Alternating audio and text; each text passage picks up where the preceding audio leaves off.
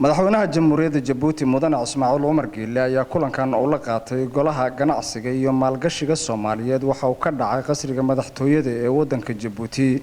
kulankan labada dhinac ay iskula soo qaadeen sidii loo horumarin lahaa ganacsiga Soomaalida iyadoo madaxweynaha jamhuuriyadda Jabuuti uu ku guubaabiyay ganacsatada Soomaaliyeed inay ka qayb qaataan dib u dhiska iyo hanaanka dhinaca ammaanka iyo qaybaha kala duwan ee horumarka wadanka Soomaaliya. xubnahan ka socday golaha ganacsiga iyo maalgashiga Soomaaliyeed ayaa madaxweynaha jamhuuriyadda Jabuuti Mudane Ismaaciil Umar Geelle waxay uga mahad celiyeen soo dhaweyntii ballaareed oo uu sameeyay ganacsatada Soomaaliyeed. ganacsatadan Soomaaliyeed ayaa madaxweynaha Jabuuti waxay uga mahad celiyeen soo dhaweyntii oo uu sameeyay iyo inay saldhig ku yeeshaan wadankani Jabuuti.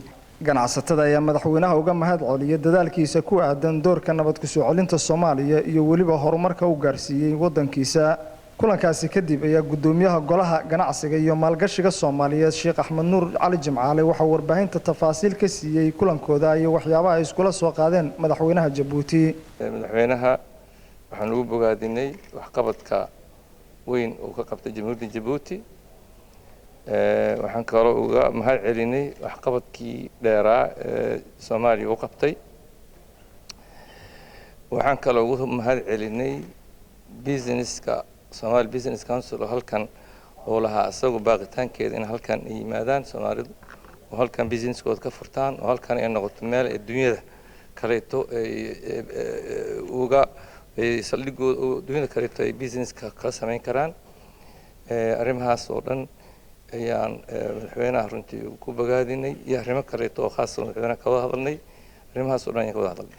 saad ogtahay xafiiskan markii halkan laga asaasay 2007 waxaa ka yimid Soomaalidu halka inay ganacsi badan ka furtay.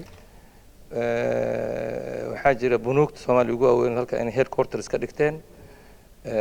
majaalaad kale to transportation inta waa ku jiraan.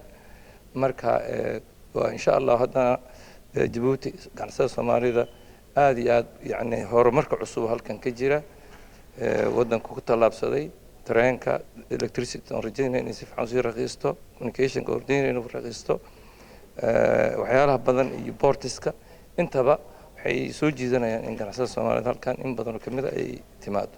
ganacsatadan Soomaaliyeed oo laba maalmood shir uga socday wadanka Jabuuti ayaa waxay gudoomiye cusub u doorteen mar kale Sheekh Axmed Nuur Cali Jimcaale iyadoo gudoomiye ku xigeenna loo doortay Cabdirashiid Haybe Dubad. waxaana la filayaa in kulankoodaasi la soo gabagabeeyo maanta gelinka dambe. Axmed Cabdikariin Maxamed, Universal TV, Jabuuti.